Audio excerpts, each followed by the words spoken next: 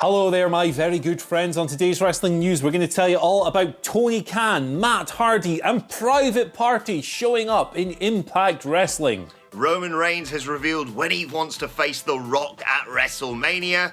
AEW are trying to trademark Too Sweet. And Taya Valkyrie is done with Impact Wrestling. I'm Adam Wilborn. I'm Andy Murray. And this is the news. Okay, so let's kick things off by talking last night's episode of Impact Wrestling, which was very AEW heavy. The first people we heard from, surprise, were Don Callis and Kenny Omega. They were backstage from Hard to Kill. Don Callis basically said, listen here, insects, I've got some business to attend to in Jacksonville, but I'll be back soon. Wait patiently for me, you little bugs. He loves insects, and that's a weird thing of Don Callis's. The other appearances were far more notable, though, because we've seen Callis is an Impact exec. We've seen Kenny on Impact Television several times. He wrestled at Hard to Kill. Tony Khan was there in the flesh. He's done weeks and weeks of these paid ads with Tony Schiavone, which have been an absolute riot, taking the piss out of Impact completely. He was there, and so were Private Party, Jerry Lynn, and Matt Hardy. So Private Party showed up in a segment between the Good Brothers, who are the Impact Tag Team Champions, and Chris Sabin and James Storm. That led to the booking of a contendership match between Private Party, who had their manager Matt Hardy, and of course Sabin and Storm. Tony Khan said he was going to come down to the ring for that match. Tony Khan did come down to the ring for that match. He sat at ringside with Jerry Lynn. The bicep was out, as was his little Star Trek notebook. The match ended with an interference from Jerry Lynn. He got up onto the apron, grabbed the foot on the top rope. Private Party won 1, 2, 3. They are the number one contenders for the Impact Wrestling Tag Team Championships that are, of course, held by Gallows and Anderson, who are kind of in AEW already. They've made 2 appearances so far alongside Omega, wrestled last week. Don Callis made it sound like him and Omega will be on Impact. Jesus, I'm all over the place. On Dynamite this week. We could see more, man. We could see more. This was the heaviest crossover so far. Private Party now have that guaranteed title shot on Impact TV. Will we see people cross over onto AEW television tonight? It's a distinct possibility. There's all kinds of stuff going on at the moment. We've previously heard that this wouldn't be a full-on invasion-style storyline, perhaps, but it's certainly getting bigger, and Tony Khan is loving that Access TV time. Yeah, I'm enjoying this. It's nice to see things going the other way. Like you said, we've seen Kenny Omega and Callis teaming up on Impact Wrestling before, but with all the stuff with the Good Brothers, particularly last week on Dynamite, for example, just showing up and, well, slightly mugging off the Young Bucks. Yeah. It was nice to have it go the opposite way and have a tag team from AEW show up in Impact Wrestling, and intriguing, as you alluded to there, to have Private Party be the number one contenders for the Impact Tag Team titles. I will say this, and I'd love to know your thoughts as a fan of AEW and as a historian of WWE. Are you worried by the amount of TV time Tony Khan is getting? Like you say, I enjoyed his segments with Schiavone, his little paid for, oh, by the way, I've paid for this segments that we've been seeing. But there's always a worry in wrestling fans' heads of, oh no, an authority figure's enjoying his screen time a little bit too much. What do you reckon? I have no worry whatsoever. No worry whatsoever about Tony Khan's increased TV time, because he's not doing it in AEW, he's doing it in Impact. I have no problem with him showing up in Impact. There's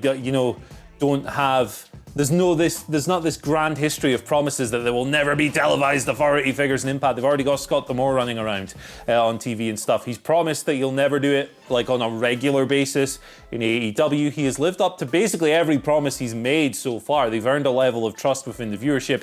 He might show up in a brief talking role as part of this storyline, which would make sense, but I don't think we're ever going to get a WWE situation. They pointed that out as something they hate personally, the group of them, from wrestling over recent decades, and yeah, even WWE shied away from it in recent years. Adam Pearce, of course, has come in, but it's not like we have a dedicated general manager on Raw and SmackDown taking up 50 minutes of TV time or whatever. So to answer your question, no, I am not worried at all, and I think the storyline is pretty cool. Good. I mean, I don't mind the elements of him showing up. Like, I like the bits like last week where he just sort of looked at the Young Bucks going, oh, guess you're not Kenny Omega's best mates anymore then. But there's always that worry, like I said. But as you say, AEW have handled it pretty well so far. Yeah. And, I'm not completely against authority figures. Like you say, WWE took it far too far. But if it's someone akin to a William Regal, I'm absolutely fine with it. But that is the limit for me. Right, let's move on and talk about Roman Reigns versus The Rock. Is it going to go down? Hopefully. When is it going to go down? WrestleMania 39, when WrestleMania goes Hollywood, of course. Over the weekend, we had the announcement about the 3 next WrestleManias and the third one coming from California. And as a result of that, Roman Reigns was chatting to WWE on Fox's Ryan Satin and saying when he'd like to face The Rock. And yeah, he said WrestleMania 39. He said he's the biggest box office attraction for the big screen. So to be able to take that and match it up with the biggest box office attraction in sports entertainment, I think some magic would be made. He said, we'll go to Hollywood for WrestleMania 39. I think it just makes sense. I am 100% behind this decision. I think it's absolutely spot on. Myself and the Dadley Boys have done some really good podcasts, which you can check out by searching for WhatCulture Wrestling, wherever you get your podcasts from, all about the future of WrestleMania over the past few days. And we were talking about what we could see main event in this year, what we could see in the future, maybe even a WrestleMania in the UK, although let's not get ahead of ourselves. And we talked about the fact that Reigns versus Rock at WrestleMania 39, whilst it is, a long way off, makes a lot of sense because you got time to write a good bloody storyline around it and hopefully sufficient time to say, all right, Rock, maybe just have 6 months off so you don't have to get all of the insurance in the world and you can train a little bit for what would be the biggest match in WrestleMania, in recent WrestleMania history. That's what I'll caveat it with. The biggest match in, it must be like a decade in WWE, certainly since Cena versus Rock 1, I would say. Yeah, I literally cannot think of a single argument against booking this match at some point beyond, concerns over The Rock's age and the fact that he seems to pick up a major injury every time he comes back into wrestling. But what are the counterpoints here? It's a part-timer, it's a retired guy. The biggest star in wrestling, mainstream star in wrestling history, and he's going to put Roman Reigns over. So I don't really see that argument. Match quality, the WrestleMania is not really about having ripping 5-star matches, is it? It's about the spectacle. And what bigger spectacle could you possibly have than The Rock against this awesome tribal chief character, if Roman is still rolling in that direction by WrestleMania 39. Hollywood as well, man. Big, glitzy, glamorous, bombastic, explosive. It's perfect. And I'm pleased to announce that myself and Andy Murray will be there reporting on it. Now we've said it, Andy, they have to send us, so job done. Yeah. Thanks, bosses. Let's head over to AEW. Too sweet. One of the most famous gestures, catchphrases, slogans, whatever, in pro wrestling history. Was invented, of course, by The Click in the 90s. Became very famous, appropriated by all kinds of factions. Bullet Club, who took it from the NWO, who took it from, The Click were, mingled in with the NWO. So it all comes together nicely. Gallows and Anderson, Finn Balor, AJ Styles, all these dudes used it in WWE. It's been used everywhere. It's ubiquitous in pro wrestling. And now, and this sounds ridiculous knowing the origin story of it, but now AEW has filed a trademark application for it with the USPTO. They did so on the 14th of January, doing so for branding, bandanas, hats, headwear, merchandise, all that stuff, as well as entertainment services in the field of pro wrestling. This trademark filing has quite a checkered history. WWE tried to file for it in 2015, but there was a clash. It was too similar to a sport. I've got the sports team written down here. Where are they? Some university thing. The University of Texas's Hook'em Horns. Apparently yes. It was too similar. Yeah, I was going to say. The famous Hook'em Horns that I know all about. Go Baltimore Bastards. That was abandoned in 2017. Creative Ventures Inc., which is the parent company behind Pro Wrestling Tees, said Sheet, which is the website. Pro Wrestling Tees filed in 2017, but that was abandoned in 2019 because the USPTO were like, look, it's ubiquitous. This thing's everywhere. You can't have it. It doesn't belong to you. So it remains to be seen what will happen with this AEW trademark filing. A lawyer will look at it within 3 months, I believe, and take it from there. But it's an extension of the ongoing reunion storyline with Anderson, Gallows, and Omega. It's a bold strategy, Cotton. Let's see if it pays off. I don't think they're going to get this one through, I've got to be honest. Like you say, the history books would read a certain way. wasn't Tama involved in something with this a while back as well? Yeah, so there was talk in 2017 that the Bullet Club, people in New Japan, Young Bucks, Tama Tonga, had been issued a cease and desist for using Too Sweet, so they started doing the One Sweet down below and all this stuff. But then Tama Tonga came on Twitter earlier this year and said, nah, that was a lie. So Lord knows what's going on. This thing's a mess. Yep, let's see it play out. TLDR, AEW filed to trademark something that they've got no bloody chance of trademarking, basically. Let's move on to our final story of the day, and that is the fact that Taya Valkyrie is done with Impact Wrestling. She appeared, of course, at Saturday's Hard to Kill pay-per-view. She follows Ethan Page out the door. She's one of the most decorated women's wrestlers in Impact Wrestling. This is all, by the way, reported by PW Insider's Mike Johnson. Her contract had expired, basically. She had a 2-year deal that expired in late 2019. So it sort of rolled over, and she was, written out on last week's show. Off to prison by the looks of things after being outed as the person who, spoilers, shot Johnny Bravo. And yeah, my money, I think everyone's money probably should be on her heading to WWE, what with her other half, John Morrison, being there.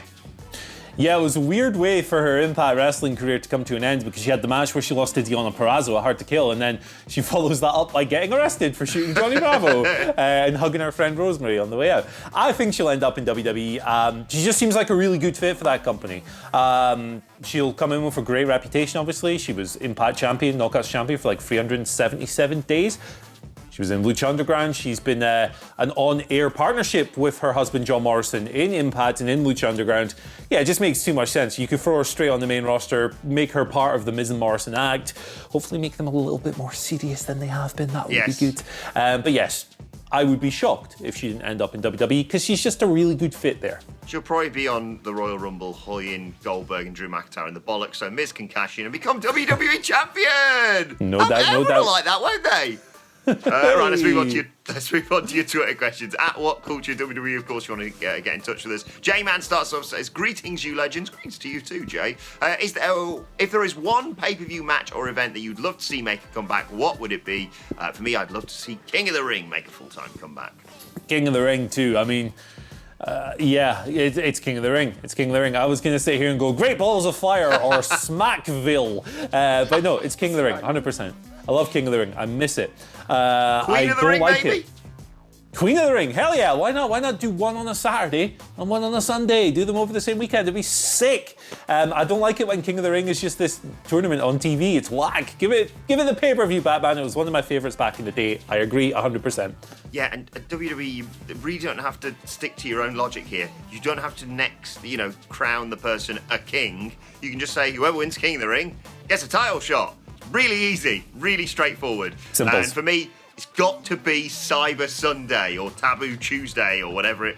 The online voting one, because of course, come on.